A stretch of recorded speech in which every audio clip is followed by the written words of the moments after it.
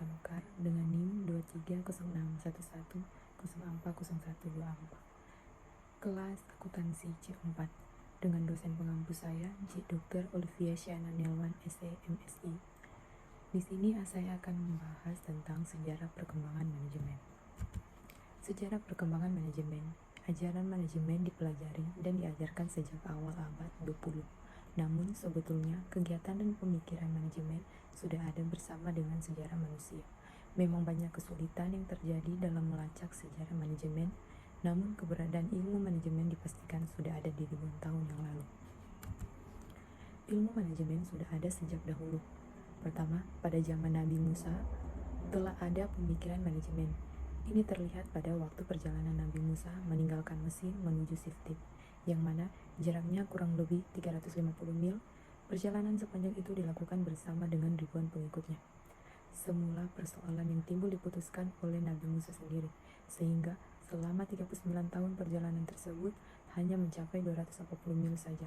Kemudian Jethro atau mertua Nabi Musa. Mertua Nabi Musa memberikan nasihat agar perjalanan lebih cepat dan masalah Nabi Musa menjadi ringan. Maka Nabi Musa disuruh mendelegasikan tugas dan wewenang kepada orang-orang kepercayaannya dengan kelompok-kelompok 10, 5, 100, 500, dan 1000 orang tiap kelompok. Dengan tugas dan pendelegasian wewenang tersebut, sisa perjalanan dengan jarak 140 mil dapat diselesaikan dengan waktu cuma 9 bulan saja. Yang kedua, tembok besar di Cina, Candi Borobudur di Indonesia, gereja di Vatikan, dan masih banyak contoh yang lainnya. Dari beberapa contoh nyata di atas, kita bisa menyimpulkan bahwa keberadaan ilmu manajemen sudah ada sejak ribuan tahun yang lalu. Namun ilmu ini dikaji secara serius pada abad 20-an. Hal ini dipengaruhi oleh dua peristiwa yang sangat besar dan sangat berpengaruh bagi perkembangan ilmu manajemen abad ke-20. Peristiwa itu menjadikan pemikiran awal manajemen pada masa itu. Pemikiran awal manajemen sebelum abad ke-20 terjadi dua peristiwa penting dalam ilmu manajemen. Peristiwa pertama terjadi pada tahun 1776 ketika Adam Smith menerbitkan sebuah doktrin ekonomi klasik, The Will of Nations, dalam bukunya itu. Ia mengemukakan keunggulan ekonomis yang akan diperoleh organisasi dari pembagian kerja atau division of labor, yaitu perincian pekerjaan ke dalam tugas-tugas yang spesifik dan berulang. Dengan menggunakan industri pabrik peneliti sebagai contoh, Smith mengatakan bahwa dengan 10 orang perusahaan peneliti dapat menghasilkan kurang lebih 48.000 peneliti dalam sehari. Akan tetapi, jika setiap orang bekerja sendiri menyelesaikan tiap-tiap bagian pekerjaan, sudah sangat hebat bila mereka mampu menghasilkan 10 peneliti sehari. Definisi manajemen. Manajemen berasal dari bahasa Perancis kuno manajemen, yang memiliki arti seni melaksanakan dan mengatur.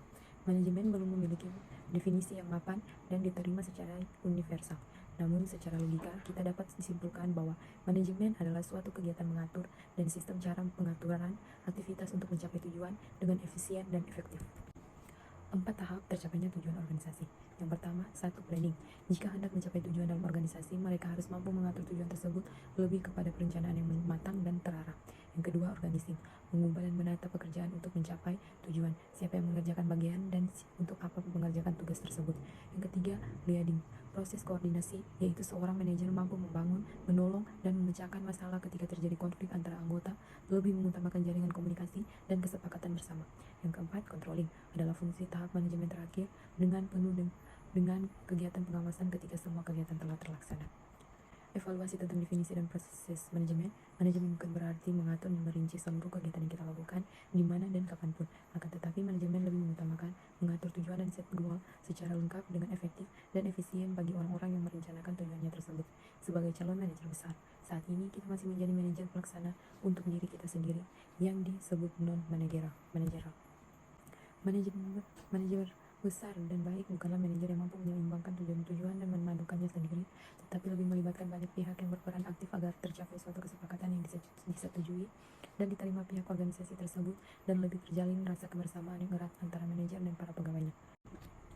Yang kedua, kita sebagai non-managerial diharapkan mampu mengatur kemampuan diri dan lingkungan, serta mengetahui tahap-tahap dari proses manajemen itu sendiri agar semua rencana dan tujuan berjalan dengan baik.